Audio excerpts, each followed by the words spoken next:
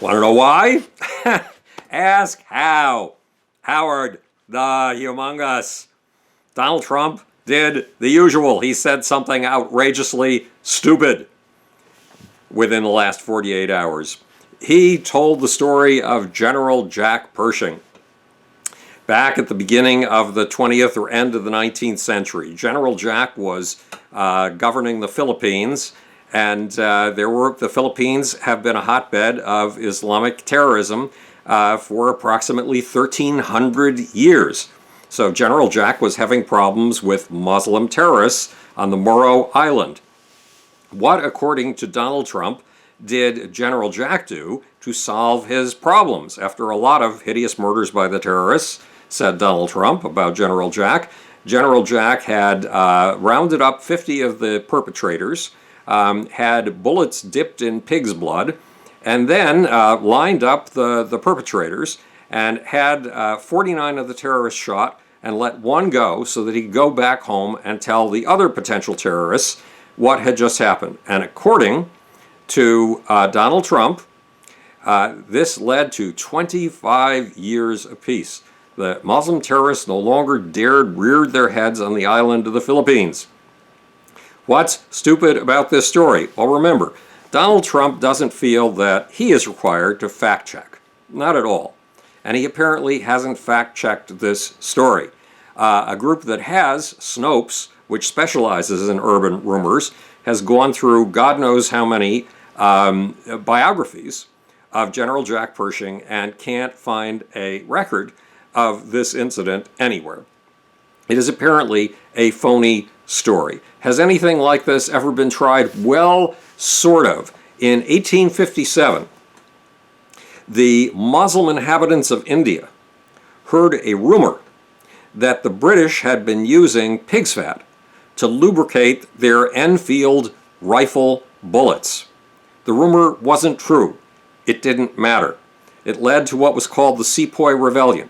And approximately 11,000 Europeans, that is 11,000 Brits, died in the Sepoy Rebellion and the next 10 years of violence that followed it. And anywhere from 1 million to 10 million or Indians were killed. So is it a good idea to soak bullets in pig's blood in order to intimidate Muslims? The Muslims weren't intimidated for 10 years.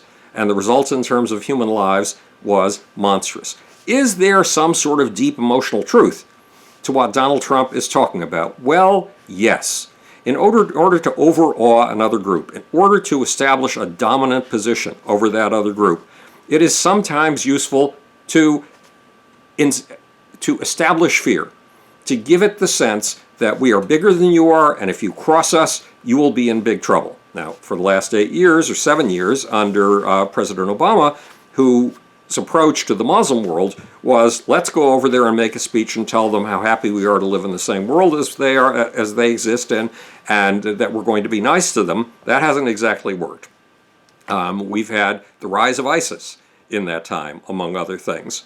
But do we really want to do things to deliberately incite the Muslim world to more violence? I strongly suspect it will not lead to more peace, despite the fact that on the battlefields of bullies, which is apparently where Donald Trump got his training, showing that you are bigger and making other people fear you can be useful. Is Donald Trump's stupidity the only stupidity? Well, no, not really.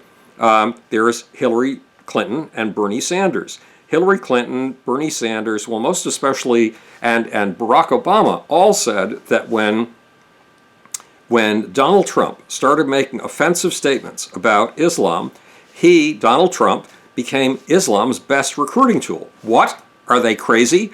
Don't they know that Muslims, that good Muslims, fundamentalist Muslims, disapprove of things like writing your own constitution, having a Congress that makes laws, abiding by man-made laws, and most especially allowing adulterers and homosexuals to live.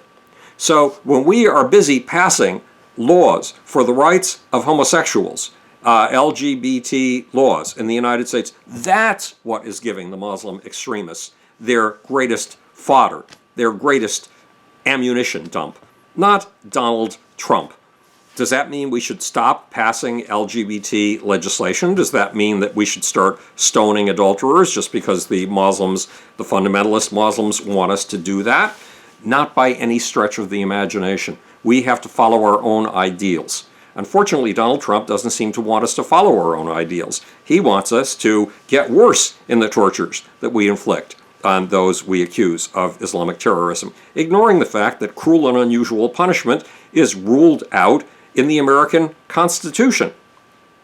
Look, Muslims, first of all, it's a lot of horsepucky when we say that the majority of Muslims in the world are moderate, tolerant, pluralists just like you and me. That is not true. In Pakistan, the country with the second largest Muslim population in the world, it is hard to determine if, in fact, the balance is even 50-50 between modernist, pluralist, tolerant Muslims and the wackos, the crazies, the intolerant, jihadist, extremist Muslims. Look at a few figures from the Pew Research Center. These figures are from 2013, the most recent figures available. 64% of the Pakistani population, this is in a country that has allegedly the rule of law and does have its own kind of a parliament. In Pakistan, 64% of Pakistanis support the death penalty for people who leave Islam. That is, for Muslims who look at their religion critically and decide to depart from it. 64% want those people dead. Is that liberal, tolerant pluralism? Not on your life. 70% say that a woman should decide if she wears a veil. That's great. That is the kind of tolerance, pluralism, and freedom that we believe in. But 75% believe that stoning should be the punishment for adultery. That's right, 75% of Pakistanis believe that stoning should be the punishment for adultery. And 56% prefer a strong leader over a democracy. 56% would rather have a strong leader, a dictator, than a democracy. Only 29% prefer democracy in Pakistan, a country that allegedly has a democracy. So when Hillary and Bernie Sanders operate on the assumption that the world of Islam is just like ours and favors tolerance, democracy, freedom of speech, all of the things that we value, and that only a handful of crazies, or what Barack Obama calls the people who have perverted the religion of Islam, are making trouble for us. They are crazy. What does that mean? We have three crazy candidates running for president of the United States. Donald Trump, who feels he has a right to deliberately be ignorant. Bernie Sanders and Hillary Clinton, who do their best to fact check and believe that they are operating on well-researched material. But when it comes to Islam, which is a vastly different thing than you and I imagine, it's a whole different system of belief, it's a whole different worldview, there are three crazies, at least, in this election cycle. Donald Trump, Hillary Clinton, and Bernie Sanders. Or is it militant Islam that's crazy? Or maybe even mainstream Islam. This is Howard the Humongous, speaking to you from the future. It's your job and my job to make. Or, want to know why? Ask how. And now, for that evasive, sneaky, sleazy, slimy, difficult to reach, little tiny off button.